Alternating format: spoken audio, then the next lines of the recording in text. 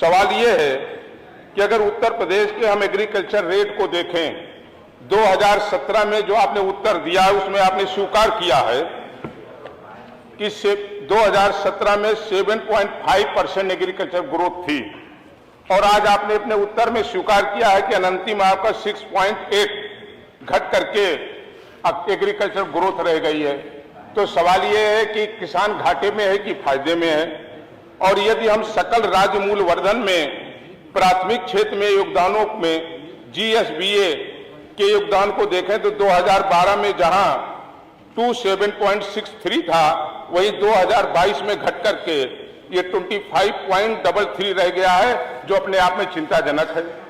वहीं अगर हम मुख्य क्षेत्रों में राज्य के व्यय की तुलना करें तो कृषि पर उत्तर प्रदेश में अपने कुल व्यय का 2.9% कृषि के लिए आवंटित किया है, जो दूसरे राज्यों द्वारा कृषि पर किए जाने वाले औसत व्यय के 5.8 के से भी आधा है, जो स्वतः इस बात को दर्शाता है कि सरकार किसानों के प्रति कितना उदासीन है। अगर हम यहीं पर किसानों की आत्महत्या के सवाल पर हम देखें तो स्थिति है कि 2 महीने के अंदर ही बिजनौर में बैंक के तगादे से परेशान कर्जदार किसान ने खाया जहर, हुई मौत। कर्ज में डूबे किसान ने पेड़ से लटक कर वो इशू बाद में लीजिए। किसान ने कर लिया आत्महत्या। प्रश्न पर आइए। आप ये सारे का सारा कृषि का उसके ऊपर मत जाइए। मलियाबाद में की आत्महत्या। प्रश्न पर आइए। अब सवाल ये है मान्यवर, बहुत ये आवश्यक मामला है। मैं आवश्यक मैं आपको मौका दे रहा हूँ, आपको 4 मिनट हो गए अपनी बात कहते हुए। 100% आपके निर्देशों का पालन करेंगे, लेकिन किसान पर बहस हो रही है और किसान संकट में है।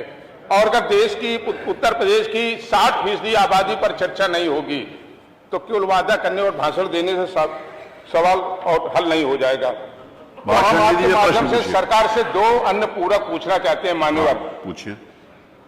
नंबर 1 कि सरकार किसानों की आमदनी को बढ़ाए जाने और आय को 2 गुना करने के लिए गेहूं का समर्थन मूल्य 3500 और धान का समर्थन मूल्य 2800 करने का निर्णय क्या सरकार करेगी? नंबर 1। नंबर 2 हमारा प्रश्न है, क्या छुट्टा जानवरों से पूरा उत्तर प्रदेश का किसान त्रामाम कर रहा मान्यवर, और भाषण नहीं दे रहे हैं। हम लोग देखते हैं गांव में अभी ठिठुरती हुई सर्दी में किसान मेड़ पर बैठ करके 80 साल का बूढ़ा बेचारा किसान डंडा लेकर के खेत में केवल सांड ताकने का काम कर रहा है। तो क्या सरकार इन छुट्टा जानवरों के द्वारा अन्नदाता की किसानों की फसल को चौपट जो कराया जा रहा है, जो नुकसान हो रहा है, क्या इसका सर्वे करा करके और इसके बदले में जो उसका नुकसान हो रहा है उसका मुआवजा दिलाए जाने पर विचार करेगी और निर्णय करेगी? ये 2 प्रश्न है हमारे।